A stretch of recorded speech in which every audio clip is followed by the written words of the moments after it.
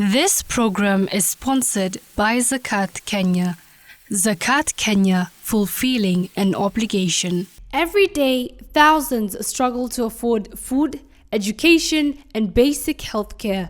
But together, we can change lives through zakat.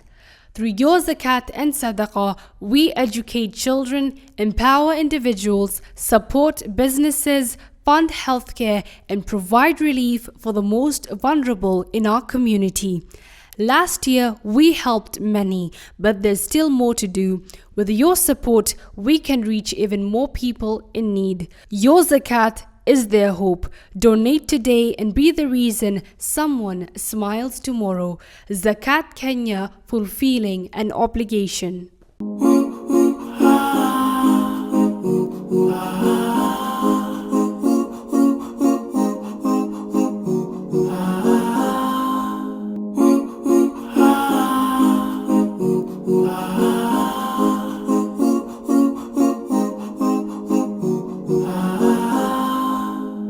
Assalamu alaikum wa rahmatullahi wa barakatuhu, our dear viewers and listeners.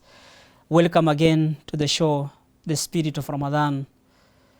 This program is entailing what we can do or what we should do to maintain the fasting from the beginning up to the end. I'm Sheikh Hassan Makoha from Zakat Kenya, from the Department of Education and also the Secretariat and Executive.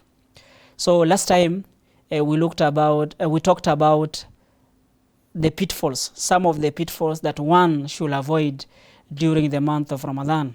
The way we are fasting, what are some of the things that you should not do? So we mentioned a few, and some of them as follows, just to remind you, or those who did not attend the first session, or those who did not make it complete. So here are some of them, like some of the mistakes that people make during this month of Ramadan is too much food during iftar. Like when one is hungry, he makes a very big budget, but when it comes to eating, he eats just very little.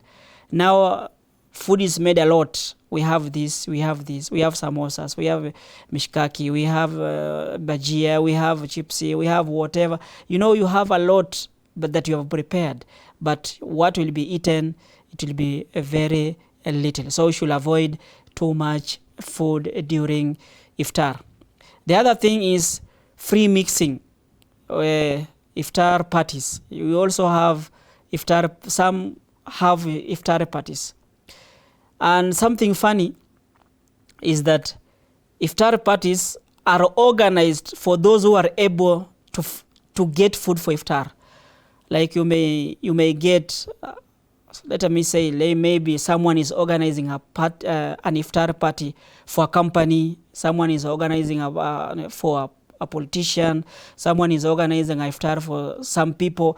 And yet, those who are coming to that iftar party are the people who are able to get iftar.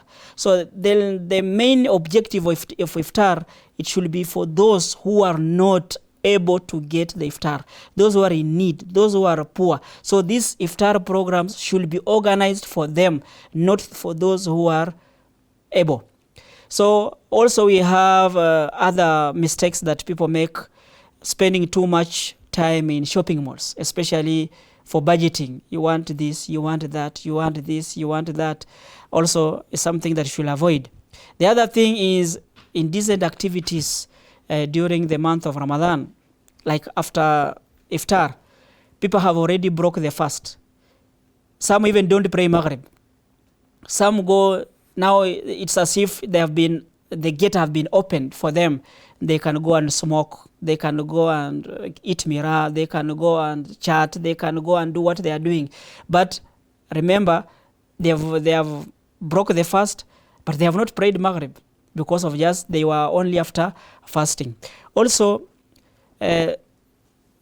some of the pitfalls is time wasting, especially on social media, listening to music, watching movies and others.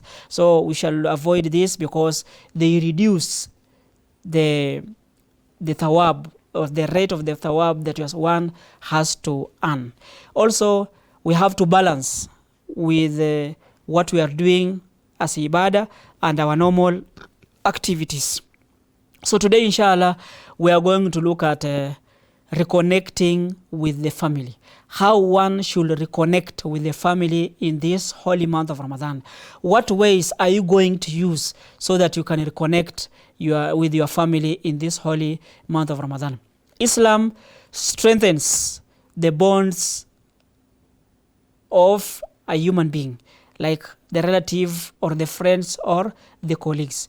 And this one is something that if it's not done, it becomes a sin. So it's a wajib, it's an obligation that one has to bond ties of the relationship.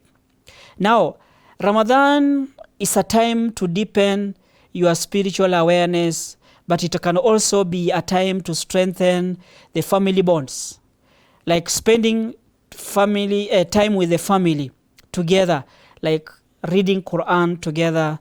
It can be a very good effect to the family. Now, anytime it's good to have a family togetherness, but especially or specifically during this month of Ramadan, it can be a way of you strengthening the bonds. Now, I'll give you 4 tips on how you can strengthen the bond during this holy month of Ramadan. 1, you can use the suhoor, the pre-dawn meal. This one is a way of is a much blessing, because the Prophet Muhammad sallallahu alaihi wasallam said, "Tasahharu fa inna fi suhoor baraka." Eat suhoor, for in suhoor there's a blessing. So this suhoor, some avoid it, but what you can do is that it's not that you should eat a lot of food or you should eat a very heavy meal. Even if you just have a glass of water and a date, or a glass of milk and a date, that is suhoor. So some people may skip this because they say they cannot eat at such a time because they are not used to, and whatever reason they may give. But it's time for you to bond with your family. Wake up your children, wake up your wife, eat together, so that it can be a way of bonding with your family. They normally say a family that wakes up together makes up together. Okay, it may not be real, but it is true. A family that wakes up together, it makes up together. So that's one way. The second way that you can use to bond up with the family is during iftar. So everyone enjoys iftar. So it's a time to break our fast, quench our thirst, and nourish ourselves with food. This time of iftar, it's a time to bond with the family. Like maybe you are cooking various types, or you are preparing a variety kind of food. Like children may take the mixing of juice, others may take the preparation of the dates, and others may take other issues. So this is a time of sharing your course, so that we can have time to have adhkar, or we can have time to recite Quran, or we can have time to do other forms of ibadah. And there is a saying that says, a family that cooks together looks together. So it's a time we can share a course, the wife, the husband, the children, so that we become very active and we become very engaging, and also to give time to our ladies, to give time to our women. They should not be cooking the whole day or the whole time. They don't have time to read Quran, they don't have time for the car, and even some pray Maghrib late. Some will pray Maghrib at 8, because that's the time they have finished cooking, and that's the time they have finished breaking their fast, which is a very wrong thing. The other way that we can use to bond together during this month of Ramadan as a family is through Taraweeh. As Taraweeh is a special prayer that's done during the month of Ramadan, and in our previous episodes we saw the importance of Taraweeh. The Prophet ﷺ says, one who stands up in prayer with the Imam until he finishes it, he is counted as if he has stood the whole night. Look at the rewards. So these are the rewards that we can earn as a family. So how can we do it as a family? Maybe you are praying the Taraweeh at home. You may give a chance to those who have memorized Quran, like your children. They can read the Taraweeh together, or you can the one lead the Taraweeh, and or you can carry your children, your family, to various mosques or to the mosque that you like to attend the Taraweeh from. So it's a time to bond together. And there's a saying that says, a family that prays together stays together. Okay, that was almost the saying, but it works better than the original. You know, if you pray together, it brings that bonding, it brings that togetherness. So this is the time to do so. Lastly, now if you are at home, you want to do itikaf, how are you going to do it? Inshallah, there is a way on how you can do the itikaf, and these are the ways that you can bond with the family. It's a time for you. Maybe you have been going to work, you leave the children asleep, you come back asleep. Now this is the time that you can bond with the family, come together, share ideas, and also it will be a way of molding the children. You know, the children need role models, and if they don't get the role models, they will get anyone to be a role model to them. So let us mold our children.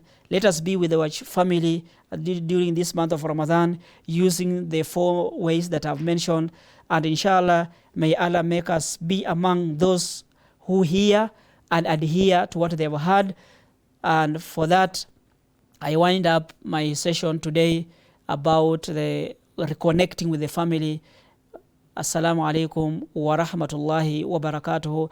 Inshallah, in our next episode, we're going to look at how we can reconnect with the Quran, because this is the month of Ramadan. It's the month in which Quran was revealed. So how are we going to connect ourselves with the Quran? What are the ways, what are the tips that we can use to read the Quran, we can use to recite the Quran, and what's the importance of reciting Quran in this holy month of Ramadan? So see you there. Stay tuned.